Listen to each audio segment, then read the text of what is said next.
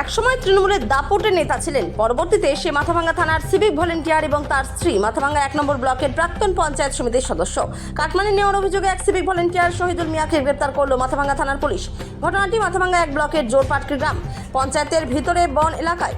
গতকাল সেখানে কাটমানি নেওয়ার ঘটনায় এলাকাবাসীদের বিক্ষোভ সামিল হয় ওই সিভিক ভলেন্টিয়ারের বাড়িতে। সেখানে উত্তেজনা থাকায় পুলিশ ওই সিভিককে খাটের তলা থেকে বের করে থানা নিয়ে আসে। পুলিশ এলাকার বাসিন্দার লিখিত অভিযোগ বৃহস্পতিবার সকাল 10টা নাগাদ ওই সিভিক ভলেন্টিয়ার শহীদুল মিয়াকে গ্রেপ্তার করে তাকে আদালতে তোলা হয়েছে। মাথাভাঙ্গা থেকে উৎপল অধিকারী রিপোর্ট, বিগ নিউজ বাংলা।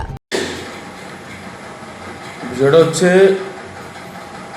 আজকে আমাদের জোরপাটকি অঞ্চলের 5-এর 131 নম্বর ভিতরারবান বুথ, সেই বুথের তৃণমূলের নেতা এবং পুলিশ সিভিক ভলেন্টিয়ার্স, নাম শহীদুল মিয়া, পিতা বজলে মিয়া, তার বাড়িতে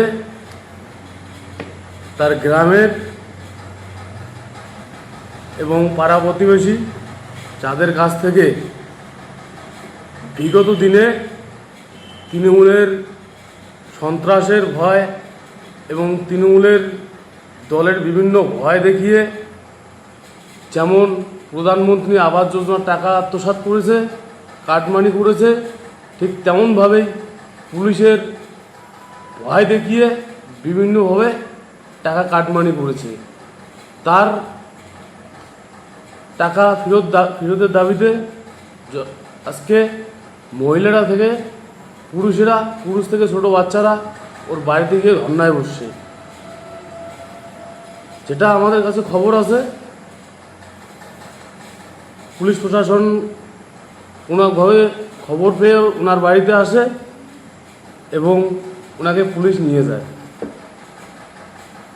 বিষয়টা হচ্ছে যেহেতু পুলিশ প্রশাসনের হাতে চলে গেছে বিষয়টা, তত সম্পূর্ণটা আইন দেখবে, আইনের ঊর্ধ্বে কেউ নয়।